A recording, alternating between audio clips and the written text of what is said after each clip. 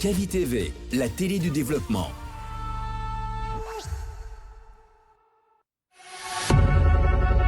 Vous pouvez désormais suivre l'ensemble de nos programmes via notre application Kavi Media, disponible sur Play Store et App Store. Vous êtes dans World Sport, c'est comme ça se passe chaque jeudi dès qu'il est 16h temps universel sur les antennes de Kavi Media. Aujourd'hui, on va fêter nos sommaires ensemble. On sera ensemble jusqu'à 16h50 temps universel. On démarre notre émission par le championnat guinéen de Ligue 1 Guico Press. Dans sa 23e journée, on va parler des rencontres qui se sont jouées et les rencontres d'aujourd'hui. Il y a des très belles affiches au stade de Fodefissa de Kindia, au stade de Yorokogia. Il y a une très belle affiche entre la Flamme olympique de Guinée qui va rencontrer cette formation du Orea AC et au stade de Koléa. Le AFIA aussi doit rencontrer la Renaissance FC. Et à l'occasion de ces 23e journées, on va savoir quels sont les clubs qui ont l'opportunité de se maintenir et pourquoi pas pour les campagnes aussi africaines. Ensuite, on parlera de l'événement dont la Guinée qui doit abriter par nos confrères de 6 Médias s'appelle 6 Hours. Et ce sont des récompenses des talents. C'est le 20 juin à Conakry. Des entraîneurs des clubs et des footballeurs seront honorés lors de l'événement 6 Hours qui se déroulera dans un hôtel ici à Conakry. Notre invité de parcours, il s'agit bien de Mohamed Djabi, communément appelé MHD, journaliste de 6 Médias, qui va nous rejoindre dans la deuxième partie de cette émission, qui va nous parler de l'événement 6 Hours. Et vers la fin, on fera un coup de projecteur sur l'international guinéen Serhou Guirassy, qui est actuellement aux États-Unis pour la Coupe du Monde des clubs. Il a joué d'abord en match, il n'a pas pu marquer, mais essaie de marquer entre autres. Voilà, il a pu quand même créer la différence dans l'entrejeu.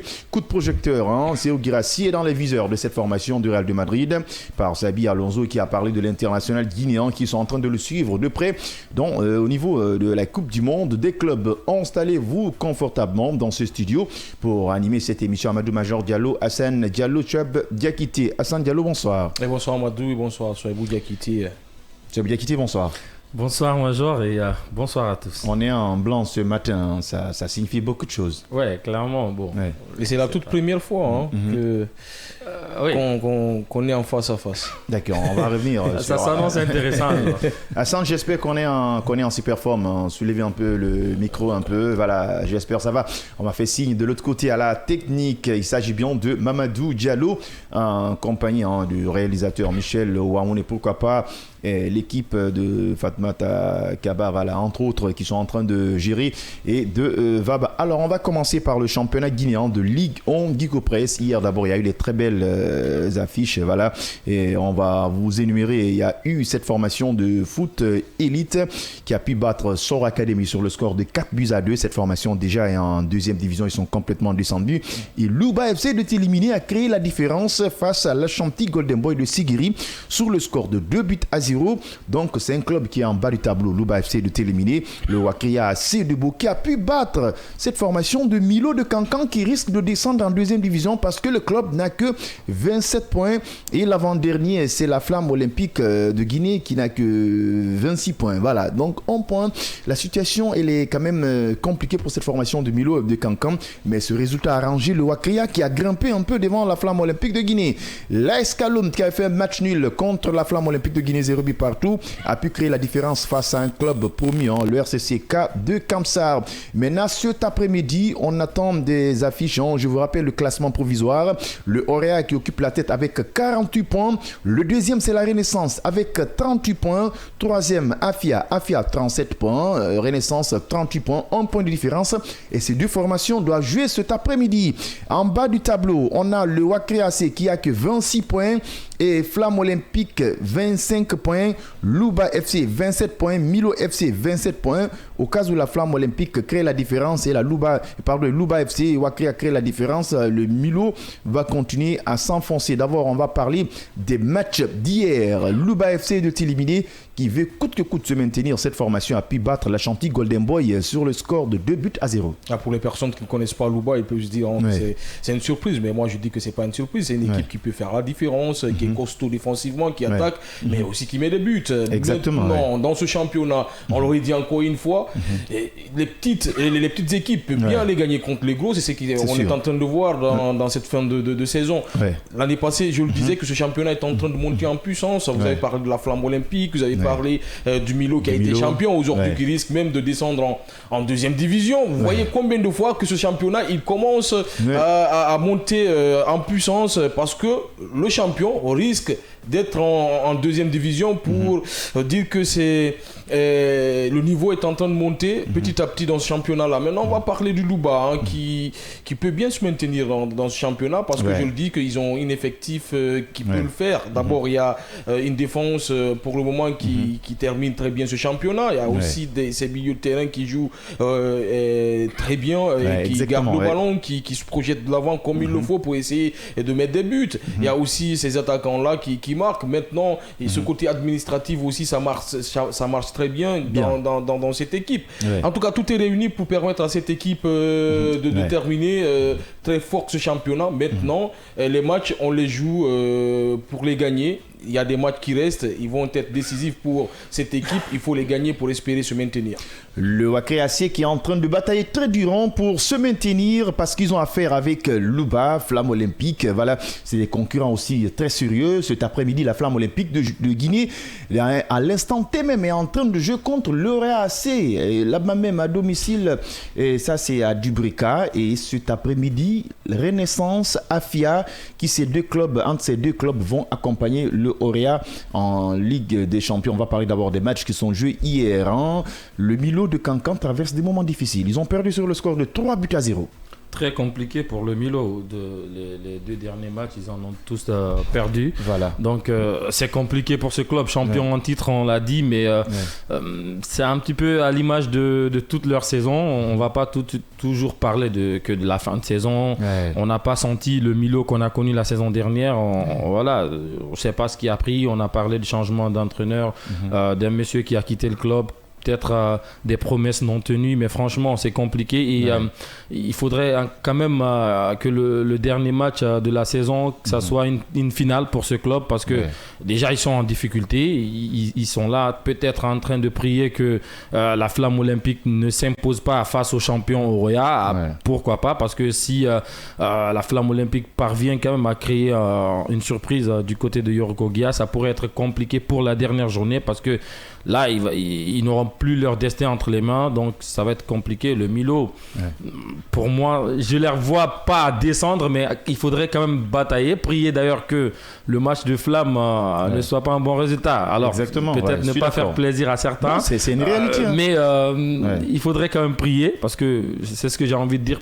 Est-ce que le Oroya va jouer le match à fond, sachant qu'ils sont déjà champions? Est-ce qu'ils vont jouer tout pour essayer de remporter, peut-être pour célébrer encore plus le titre, ou est-ce qu'ils vont se relâcher un petit peu et ça va profiter à cette formation de Flamme Olympique? On ne sait pas. Le match se joue encore maintenant, à voir maintenant ce que ça va donner à la fin de la rencontre, mais le Milieu FC a chaud pour l'instant avant la fin de cette rencontre et avant la dernière journée. On ne peut pas voir le Milan en deuxième division. Non, clairement. Je suis d'accord avec vous. Le football, c'est le football. Il vient un moment où si tu ne donnes pas sous le terrain, ça paye cash. Exactement. Et c'est ce qu'on est en train de voir. Moi, je pense que le Milo a beaucoup fêté ce titre. Ils ont beaucoup été dans ce titre. D'ailleurs, ils ont commencé très mal ce championnat, comme vous l'avez dit. Je pense que des mauvaises performances enchaînées, surtout au début de saison. Au début de saison, je pense c'est aujourd'hui ce qui impacte cette équipe. S'ils avaient gagné assez de matchs au début de cette saison-là, je pense que on pouvait voir autrement les choses. Et maintenant, on voit que le Milo est en train de peiner, est en train de se battre pour obtenir des points pour rester en première division. On l'espère, parce que nous, on a envie de voir le Milo en première division. Oui, mais le gros problème cette saison, c'est qu'ils étaient plus forts la saison dernière à domicile, mais sauf que cette saison ils ont du mal à enchaîner à domicile et c'est ce qui faisait leur force. Moi je trouve que c'est un petit peu ce côté aussi qui a peiner du côté du Milo FC. Allez, de l'autre côté à Kamsar, le coup d'envoi est déjà donné entre ces deux formations, le club industriel de Kamsar et l'AS Mineur de Sangaredi. 14 minutes, il n'y a pas de but. Et à Koléa aussi, et la Renaissance Football Club est en train de recevoir à l'instant T le AFIA, la concurrence et les Rudes. Voilà, on est en train de voir entre ces deux clubs qui est capable d'accompagner le Auréa qui est en train franchement d'être champion de Guinée. Parce qu'à l'instant T, eux aussi, le score est de 0 but partout entre la Flamme Olympique de Guinée et le Auréa AC. On est en train de parler de la 23e journée. La concurrence et les Rudes. Au niveau du classement provisoire, le Milo qui traverse des moments difficiles, 3 buts à 0 contre Wakria AC et l'AS Kaloum qui a gagné sur le score de 2 buts à 1 face à un club promu. Le RCCK. Et il fallait gagner ce match. C'est quand même l'AS Kaloum, même si ça passe des moments difficiles. Le RCCK, c'est un club promu. Normalement, ils doivent gagner ce match-là. Ils réussissent à le faire. Maintenant, il faut essayer de gagner d'autres matchs pour permettre à se maintenir dans ce championnat-là. L'AS Kaloum, c'est le niveau des plus grands. Le Auréa, l'AS Kaloum, le AFIA. On a besoin de ces équipes-là aujourd'hui dans ce championnat pour retrouver la lumière. Parce que pour moi, aujourd'hui, quand on a une seule équipe du monde qui doit représenter la Guinée en Afrique. Je parle de la Ligue des Champions. Il y a l'autre qui doit jouer la Coupe des CAF. Mais normalement, on doit avoir au moins 2 équipes pour la Ligue des Champions et tout. Si on a une équipe comme l'AS Kaloum, comme le AFIA, comme l'Auréa en forme, suivi du Milo, l'AS Kaloum qui occupe la 6e place avec 32 points. Pour dire, c'est toujours le Big Four. Même si c'est compliqué pour l'AS Kaloum, c'est toujours le Big Four. La question, nous, elle reste fondamentale. Mais avant que je vous pose la question, il vient de nous rejoindre dans ce studio Mohamed Diaby, communément appelé MHD, journaliste sportif à 6 Médias. Bientôt le révèlement, 6 Hours dans la deuxième partie de cette émission. On va revenir de long en large concernant l'événement. Ils vont récompenser des entraîneurs, des présidents de clubs et pourquoi pas des footballeurs. Mohamed Diaby, bonne arrivée. Bonjour à tous, ravi d'être là. C'est pas facile avec les embouteillages, surtout de l'aéroport à Limbaya. Ouais, c'est pas facile, mais après, il faut se démerder à chaque fois pour être là. Donc, de toute façon, je suis très, très ravi. Et surtout, on sent que c'est chaud, parce que tu as perdu beaucoup de poids. C'est compliqué avec l'organisation et tout. Les émissions, on n'est pas forcément d'accord. Ça se voit.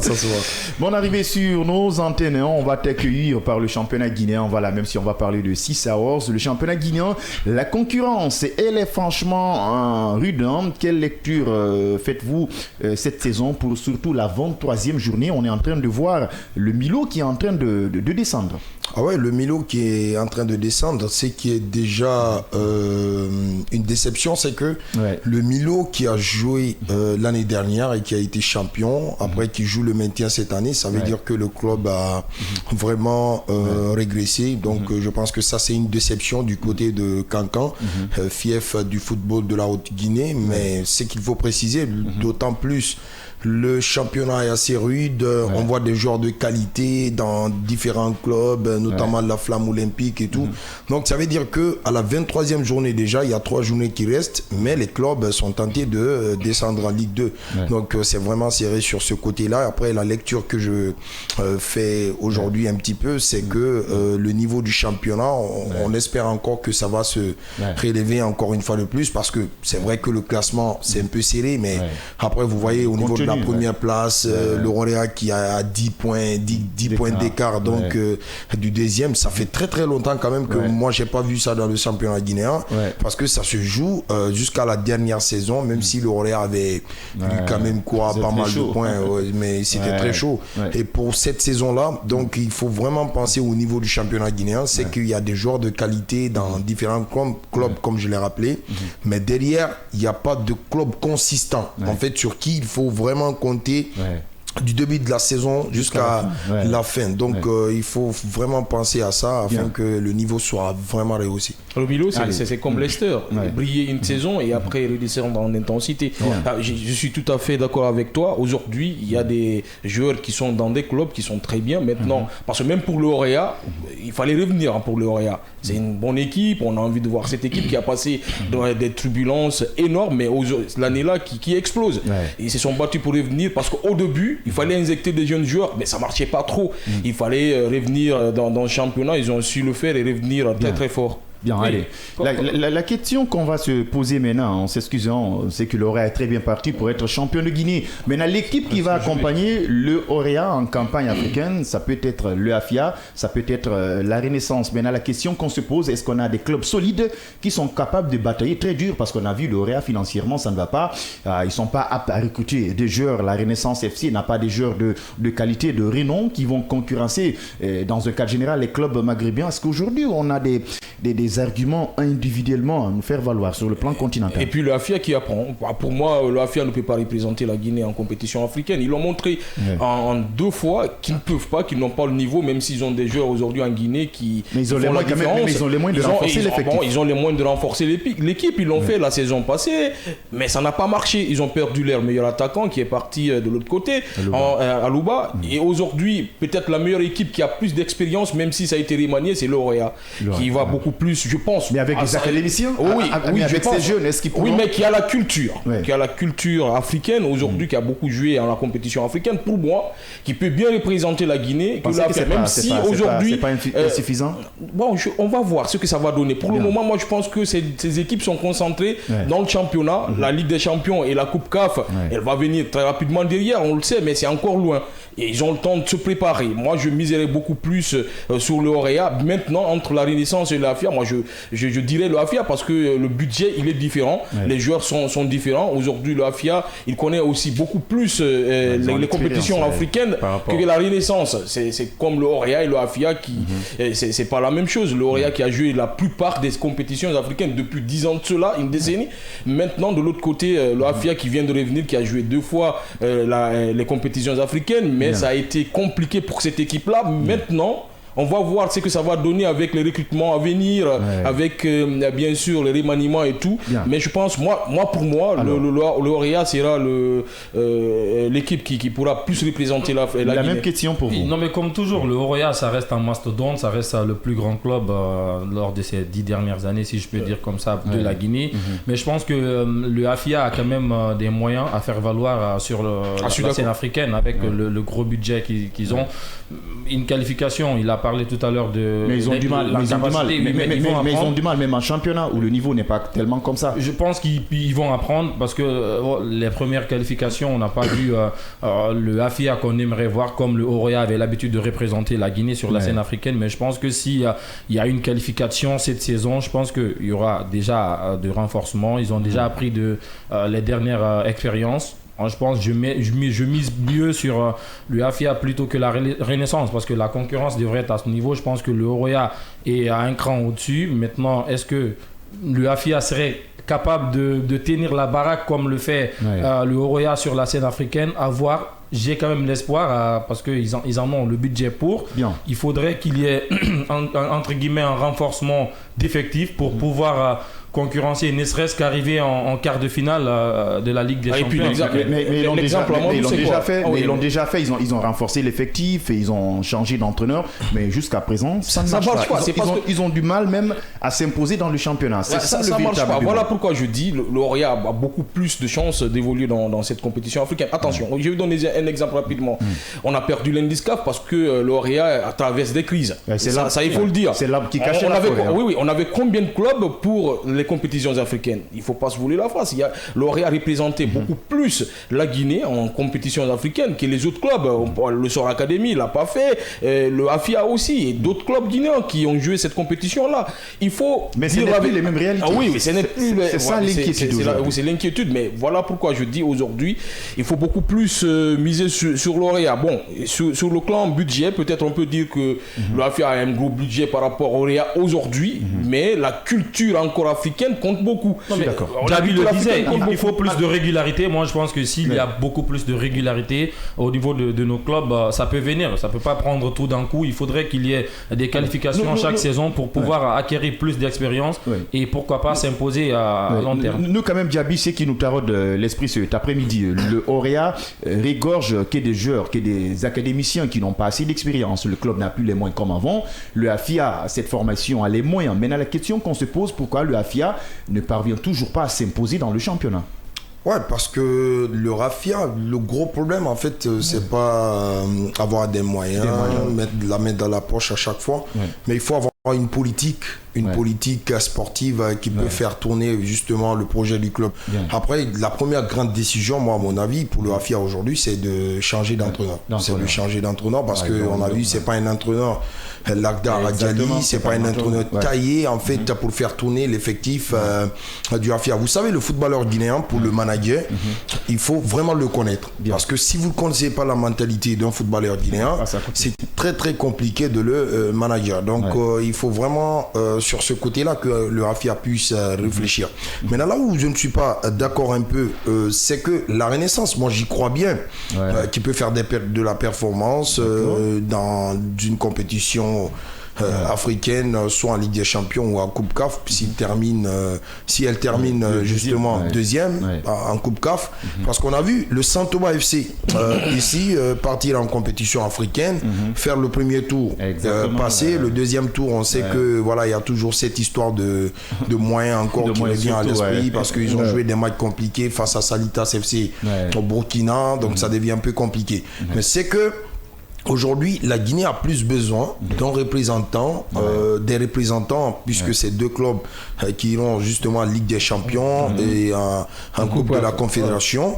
Maintenant, aujourd'hui, je pense qu'on a beaucoup plus besoin de remanier un peu au niveau de l'effectif. Maintenant, pour le Rorea, il n'y a pas beaucoup d'inquiétude à se faire parce que il n'y a pas beaucoup d'inquiétude puisque ce sont des jeunes quand même à 80% qui se connaissent.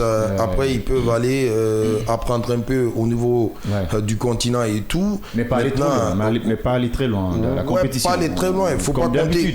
Il faut se fixer l'objectif petit à petit, comme les Anglais le disent, step by step.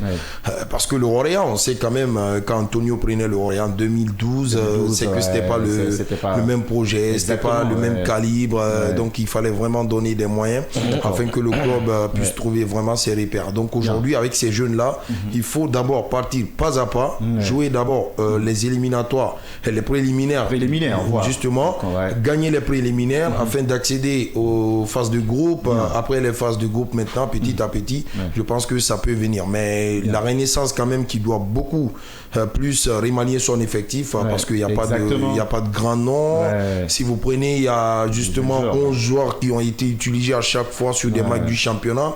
Donc la profondeur du banc justement n'est pas bien fournie. Donc il faut réfléchir. Et là, il faut obligatoirement de l'argent. Il faut un budget pour aller recruter. Quand tu es la Renaissance, tu n'as pas, tu parles de profondeur de banc. Maintenant, quand tu n'as pas un budget gros pour te permettre d'acheter des grands noms, c'est très compliqué parce qu'il te faut un stage qui te permettra d'aller jouer contre les plus grands d'Afrique. Parce que là, on parle des plus grands d'Afrique. La compétition africaine, elle paye cash. Chaque erreur paye cash. On a vu en Sor Academy qui se démène pas mal, hein. L'année passée c'était bon, ça jouait très bien, mais c'est compliqué. Et bon, moi je parle de la compétition africaine. Maintenant, moi je suis d'accord avec toi que cette saison pour l'Orea, ça va être beaucoup plus de l'apprentissage pour les jeunes. Et à partir de la saison prochaine, ça va être plus facile. Pourquoi je le dis? Il y a la culture africaine dans cette équipe du Orea. Déjà, c'est une équipe qui joue les grosses compétitions. On sait le staff technique, l'administration. Oui, l'administration et tout. Vous savez, ça peut pas changer totalement. Les grandes équipes restent toujours des grandes équipes. Le Real reste le Real, le Barça, la même chose. Manchester City, c'est ça quoi.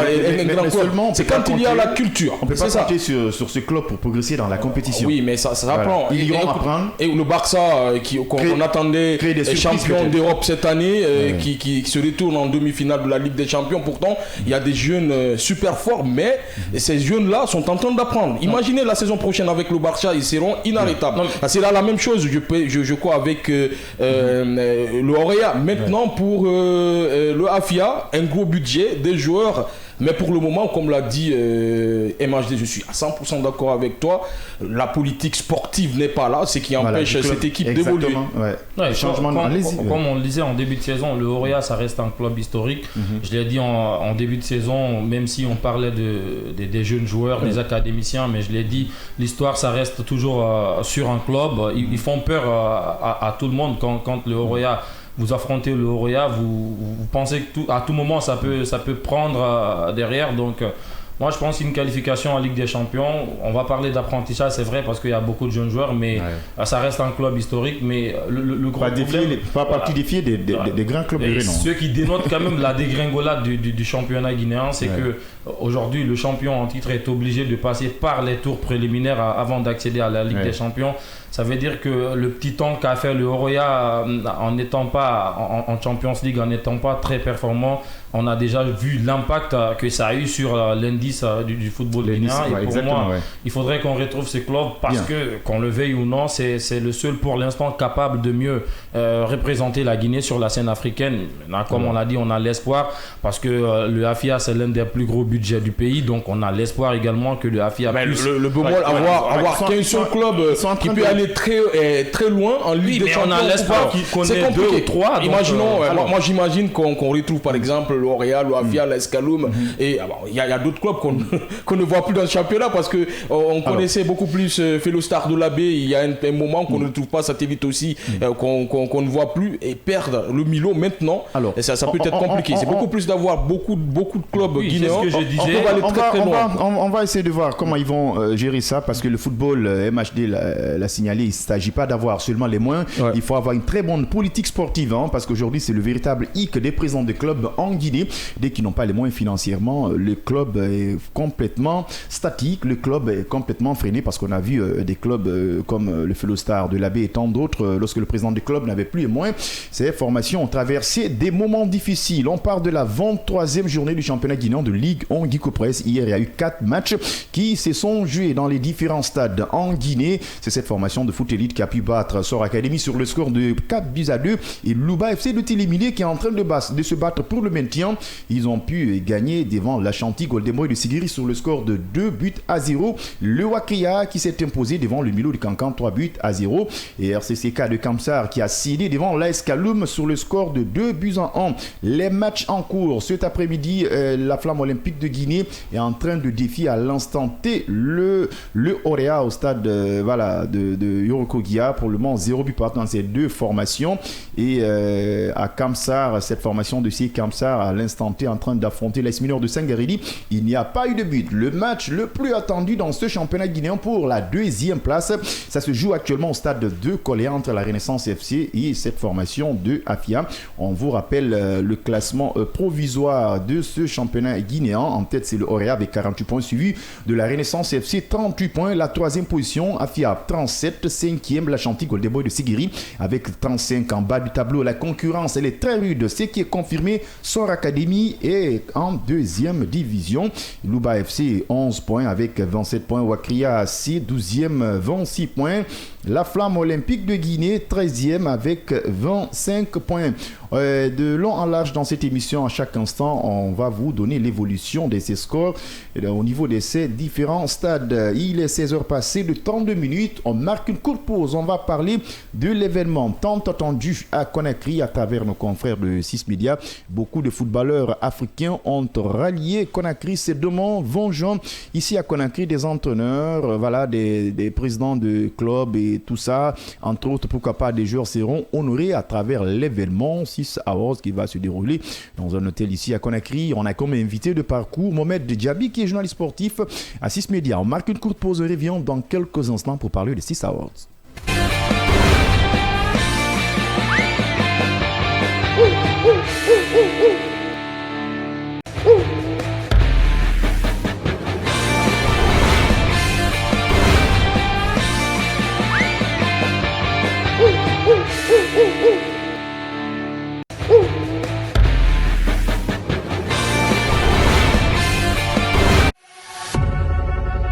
Vous pouvez désormais suivre l'ensemble de nos programmes via notre application disponible sur Play Store et App Store. Mesdames et messieurs, bonsoir et bienvenue dans cette édition d'information. Tout de suite, le sommaire. Amélioration des conditions de vie et de travail des employés du secteur des mines et carrières, des fédérations syndicales évoluant dans le secteur.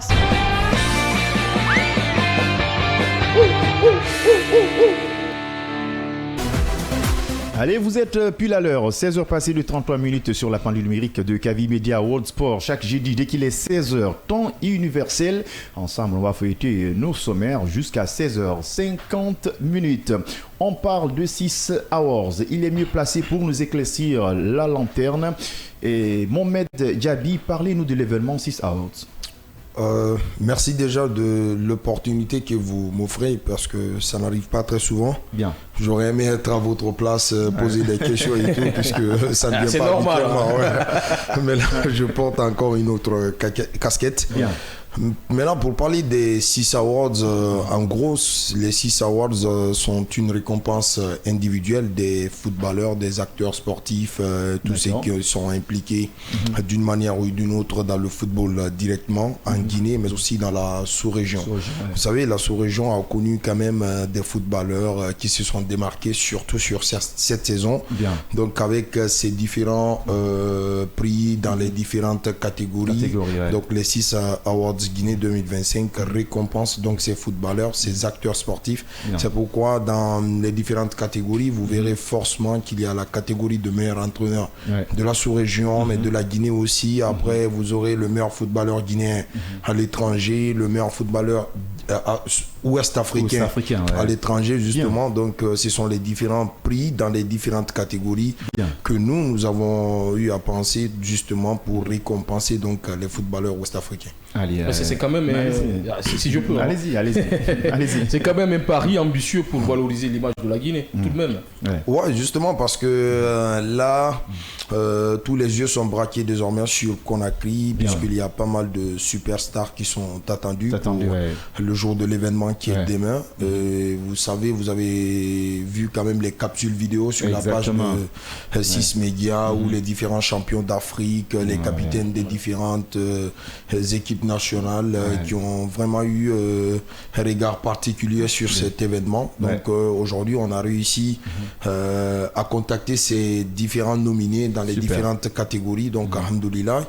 Maintenant, les yeux sont braqués sur Conakry, comme quoi on veut faire de Conakry la capitale ouest-africaine du football. C'est pourquoi, pour cette première édition, on a comme mot de passe célébrer l'excellence. Voilà, célébrer l'excellence, on parle de ballon d'or africain, voilà, et tout ça nous ramène à Conakry. On va très bien organiser l'événement là. Je vois quand même, je veux juste énumérer au niveau des meilleurs gardiens de but, ils ont présélectionné Moussa Kamara Pimpin de Simba FC, et Mori Keita du Afia, et Mohamed Richard Kamara, le fils de Kemoko qui joue dans le championnat ghanéen, et Sekou Salif Silla du Orea, et Yiro Diallo voilà, de la Renaissance FC. Il y a 5 gardiens de but. Est-ce qu'au niveau de ces récompenses, c'est des votes ou bien c'est des décisions?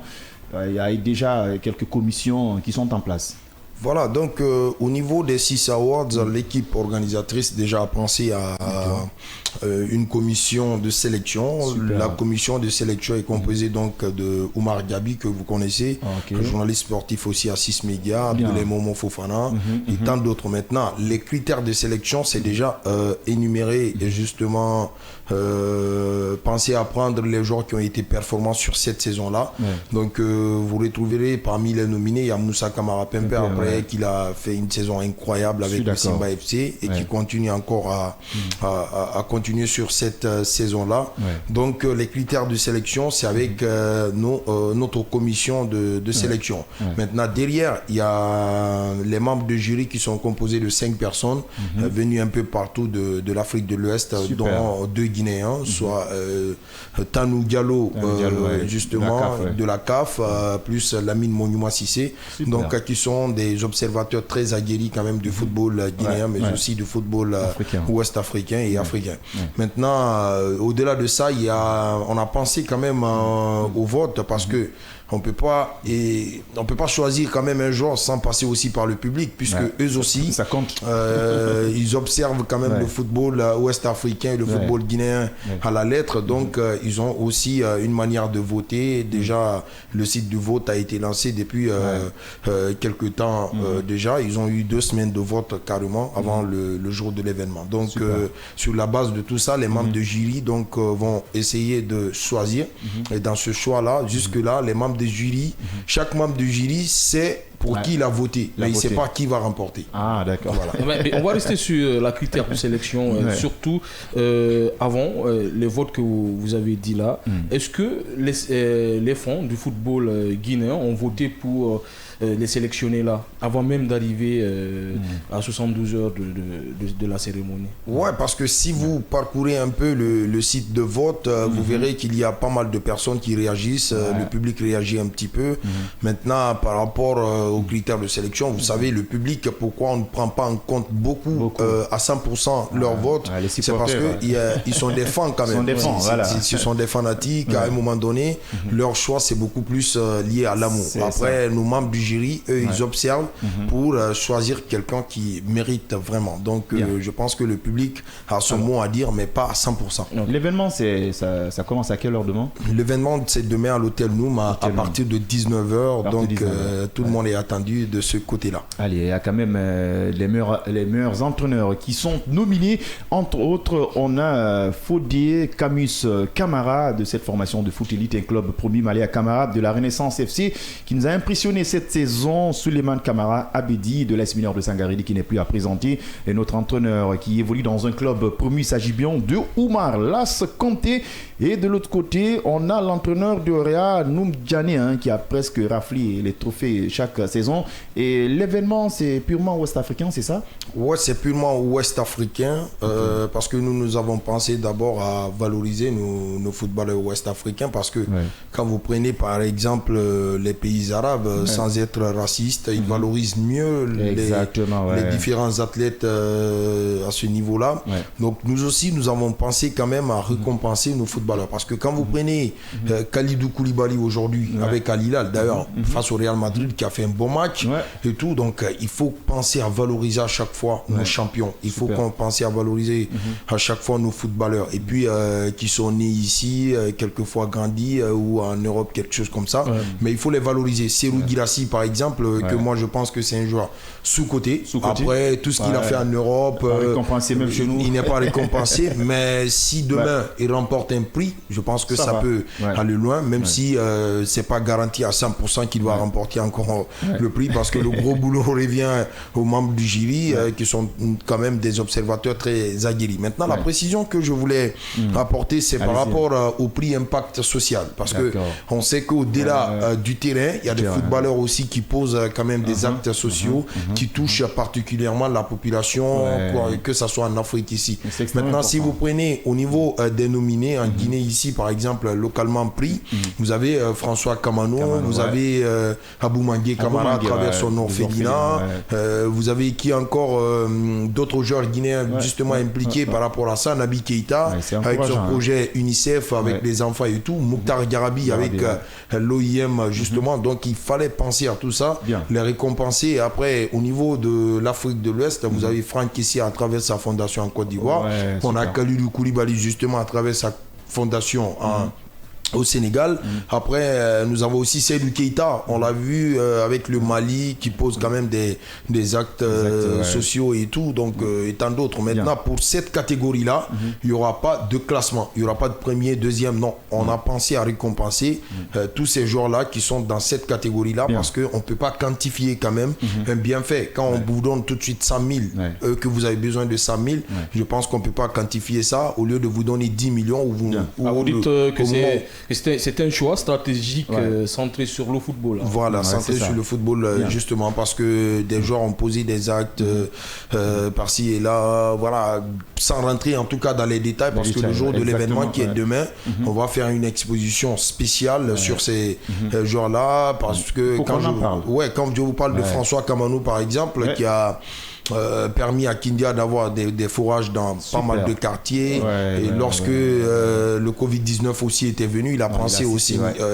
aux personnes touchées, et au-delà de ça, il y a eu quand même l'inondation du côté de Guéguédou, il a posé un acte de ce côté-là, et sans oublier ce qu'il prend en charge. Au-delà de ça, Franck Kessier aussi, chaque fois avec sa fondation, prend en charge quand même pas mal d'enfants, les traités et tout, donc je pense que socialement pris, il faut encourager ces gens. Alors j'ai une question question, c'est rapidement, peut-être sur le plan finance, rapidement, parce qu'en conférence de presse hier, que mon équipe a couvert, vous avez dit pas d'enveloppe financière, mais une reconnaissance symbolique forte. Ce qui veut dire que l'événement n'a pas beaucoup plus réuni de sponsors ou quoi? Bon, c'est pas que l'événement n'a pas réuni de sponsors, mais je pense que quand on parle du côté financier, on a peur que l'événement perde quand même sa crédibilité. Ouais, parce que imaginez Kalidou Koulibaly ou Franck Kessié qui prend 15 millions d'euros par an du côté de Al-Ahly, on ne peut pas le récompenser quand même avec nos maigres moyens et tout. Donc, mais c'est symbolique. Voilà, cette disons cette remise symbolique qui sera faite donc le jour de l'événement, je pense que ça va le marquer à vie. Beaucoup, donc il y a des joueurs qui prennent quand même des millions d'euros, on ne peut pas les récompenser. Ça augmente le CV, ça donne de la visibilité, ça encourage, parce que déjà ça les valorise. Ça les valorise. C'est une communication gratuite sur les projets du joueur, qui n'était pas vu. C'est extrêmement important. Allez-y. Oui, moi je voudrais rebondir sur une chose rapidement. Vous savez, on est beaucoup suivis aujourd'hui. Il y a des footballeurs qui nous suivent. Il y a également des footballeuses qui nous suivent. Vous avez parlé, c'est une première édition, je le comprends bien, et c'est aussi accentué sur la sous-région. Est-ce que vous avez pensé également au football féminin, même si il n'y aura pas une récompense comme chez les hommes, parce que ça se faisait également au niveau du Ballon d'Or, même en Europe. Sauf que cette saison, ils ont inclus toutes les récompenses que les hommes auront, les femmes auront également. Mais est-ce que vous avez également pensé au football féminin? Oui, on a également pensé au football féminin. Il y a une catégorie qu'on a nommée prix spécial du football féminin. Donc ce prix spécial-là vise quand même à récompenser les meilleurs projets du football féminin. Parce que voilà, on est dans un pays quand même où le championnat ne sait pas jouer le football féminin. Donc c'est pas facile d'évaluer le niveau de chacun. Mais au niveau du projet, par exemple, vous avez l'AS Bolota avec notre frère Sega Diallo qui essaie de faire un énorme boulot de ce côté-là. Après, vous avez l'académie de Fodé Mansaré avec Foot Elite justement, où ce dernier réunit quand même des filles pour jouer au football et qui les scolarise. Donc, il y a une catégorie spéciale pour le football féminin et qu'on va récompenser le meilleur projet. Alors, qu'on va récompenser le meilleur projet, entre guillemets, on va juste vous rappeler dans les différents stades le championnat guinéen qui se poursuit en 3e journée. Et voilà, c'est la pause déjà entre le AFIA et la Renaissance, 0 but partout. Et de l'autre côté, cette formation à la 22e minute, le Auréa quand même, je pense bien, selon mes informations, ils ont encaissé un but déjà. Et Alassane Baga de la Flamme Olympique, voilà, qui a raté une occasion. On va vous quand même donner des informations. De l'autre côté, voilà, le Auréa est mené sur le score de 1 but à 0 par la Flamme Olympique de Guinée. Yanyabari, il est en train de passer par tous les mois, mais de l'autre côté aussi, c'est Ika l'AS Mineur, 0 but partout. On attend de près ces résultats à l'instant T. On part de 6 Awards qui va se dérouler demain à partir de 19h à l'hôtel Noum. C'est c'est un événement purement ouest-africain organisé par le confrère de 6 médias. L'événement, c'est 6 Awards qui est à sa première édition. On a comme invité Mohamed Diaby qui est là devant vous, qui a juste qui a mis de la lumière concernant l'événement avec les catégories. Je pense que la deuxième édition va encore être meilleure par rapport à la première. Il y aura forcément des retouches à faire, et les leçons seront tirées. Ouais, justement, parce que comme on le dit très souvent que l'homme n'est pas parfait, l'idée de l'homme ne peut pas être donc parfaite. Il n'y a que l'idée de Dieu qui peut être parfaite. Donc aujourd'hui, pour cette première édition, on reste encore à l'écoute. On va organiser l'événement, et puis la deuxième édition, les touches particulières viendront, parce que pour cette première édition, on voulait vraiment aller sur notre ligne éditoriale. C'est-à-dire 6 médias, c'est un média thématique qui parle de culture et de sport. Donc on voulait réunir toutes les disciplines sportives. Mais vous savez qu'en Guinée, c'est très compliqué parfois de quantifier les différentes disciplines sportives, les récompenser toujours. Donc on a pensé à la discipline mère qui est le football, récompenser d'abord les footballeurs, et puis la saison prochaine, l'édition prochaine, on verra bien comment toucher les autres disciplines, parce qu'on a pour vocation de grandir un petit peu afin de faire de Conakry la capitale ouest-africaine du football. Ça réunit, je peux allez-y. Quelques secondes. L'événement demain réunit les plus grands noms africains, on peut le dire comme ça. Est-ce que vous avez pensé à la sécurité? Parce qu'il faut aujourd'hui, c'est l'image de la Guinée, et surtout parce qu'on est en train d'abriter cet événement-là, un média, comme vous l'avez dit, l'organise. Est-ce que la sécurité, parce qu'il faut qu'on en parle, quoi. Ouais, forcément, parce qu'il n'y a pas il n'y a pas d'organisation sereine sans sécurité. On a vraiment pensé à la sécurité et demain vous verrez quand même qu'il y aura forcément un dispositif en place du côté de l'hôtel Noum où l'hôtel aussi a sa propre sécurité, mais ça sera une sécurité mixte quand même. Entre le Sisbédia et où il y a des professionnels qui sont engagés. Des professionnels justement parce qu'on a pensé à tout ça parce que ce sont des stars quand même qui vont venir. Après vous savez le public aussi on a pensé au public. Chacun a envie de prendre sa petite photo avec justement. Moi voilà, pour ne pas que ça déborde. On verra bien mais sur ce côté là on a pensé quand même à la sécurité et que voilà vous n'avez pas à avoir peur. Tu as été sécurisé en Côte d'Ivoire, tu seras sécurisé ici.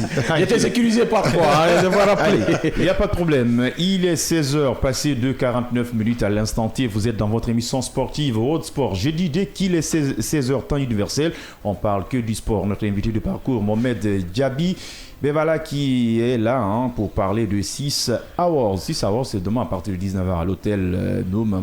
C'est un événement qui récompense les footballeurs, les présidents du club ouest africain. C'est extrêmement important, qui a sa première édition.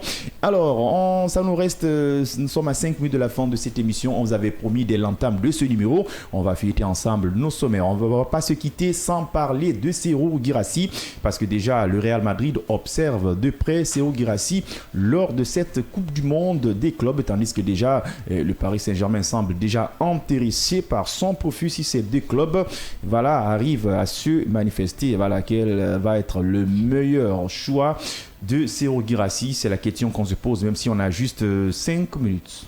Oui, Xabi Alonso qui vient de signer du côté du Real Madrid, il a quand même demandé à avoir un véritable numéro 9 qui est capable de tenir le ballon, de peser sur la défense.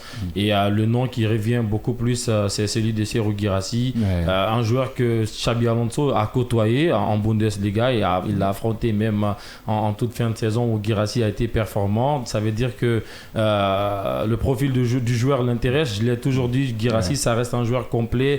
Il a une très grosse palette, capable de prendre la profondeur, de décrocher, de jouer avec les partenaires, de marquer de la tête.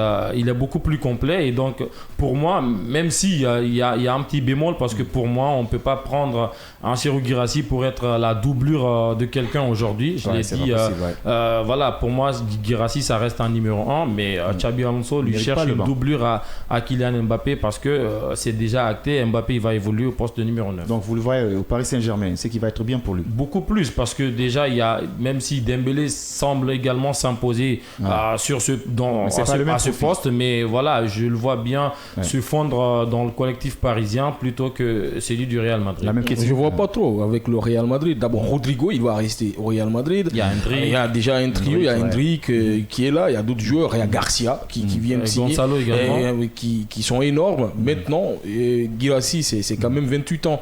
Et aujourd'hui, dans cette équipe du Real Madrid, le tout-puissant, c'est Fiorentino Pérez, c'est pas Xabi Alonso, c'est pas Xabi Alonso qui décide. D'abord, pour recruter un joueur au Real Madrid, il faut passer par l'administration avant de venir avec l'entraîneur. L'entraîneur lui propose, il dit je veux tel joueur. Maintenant, de l'autre côté, on vérifie, on voit si ça va être rentable. Et souvent, le Real ne signe pas un joueur à partir de 28 ans. C'est très compliqué. Maintenant, si on le voit au Real Madrid, c'est super important. Comme il l'a dit, on ne voit pas Guirassy être la doublure. C'est le premier buteur de la Ligue des Champions. On est d'accord, Guirassy aujourd'hui, c'est un nom blanc qui fait ils ont recruté Eden Hazard à 100 millions alors qu'il avait quand même... Ça te met la pression de mettre Guirassy sur le banc. Oui, ça te fait la pression de mettre Guirassy sur le banc. On a Kylian Mbappé qui a été côtoyé depuis longtemps. C'est le chouchou de Fiorentino Pérez qui ne va pas le mettre sur le banc. Il est là pour jouer titulaire. Maintenant, Guirassy ne peut pas jouer la doublure de quelqu'un. Le Paris Saint-Germain peut-être avec Dembélé qui peut évoluer sur les côtés. Je pense que Barcola, il doit partir du Paris Saint-Germain.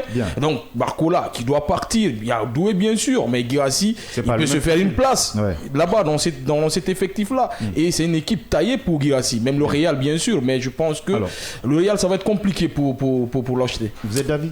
Ouais, je suis d'avis parce que Guirassy reste quand même cet attaquant très puissant, très fort et très lucide devant les buts. Donc moi je pense que aujourd'hui dans n'importe quel club vous mettez Guirassy, il peut vraiment s'illustrer parce que là déjà avec Dortmund il est dans un club ingrat, où le club n'est pas au top de son niveau et tout. Donc je pense que c'est ce qui complique un petit peu la tâche à Guirassy, parce que voir Guirassy quand même co-meilleur buteur de la Ligue des Champions, moi personnellement je le place meilleur buteur parce qu'il a joué moins de matchs que Rafinha dans un club comme Dortmund, pas comme le FC Barcelone qui a été en super forme.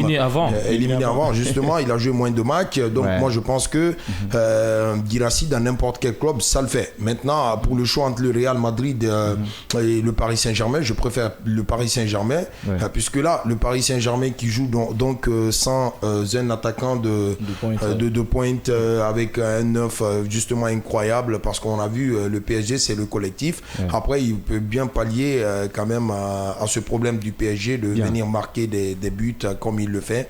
Guirassy quand même c'est une merveille. Alors nous sommes à 1 minute de la fin de cette émission. Le score a changé au stade de Yurkogia. Il y a le défenseur Ibrahim Kaba Vilvandek qui a marqué contre son camp. Ils sont d'un but partout, un but partout. Auréa 1, Flamme Olympique 1. Et mi-temps, c'est à la pause. Ils sont à la pause. C'est Kamsa, l'AS Mineur de Sangaridi, 0 but partout. Renaissance Football Club et Afia, 0 but partout. Mesdames et messieurs, on voulait franchement continuer avec vous, mais la radio, c'est l'heure.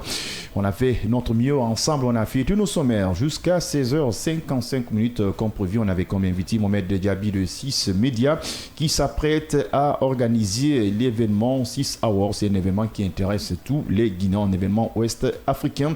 Et mon Diaby, il me reste que de vous dire merci. Ça a été un réel plaisir pour nous de vous avoir dans cette émission. C'est moi qui vous remercie comme toujours. Merci. Merci. Merci Major et merci à tous. Hassan Diallo, rendez-vous demain. Rendez-vous demain à partir de 8h. À 8h avec tout le monde. Bon suite de programme à notre compagnie, micro-présentation Amadou Major Diallo et au revoir.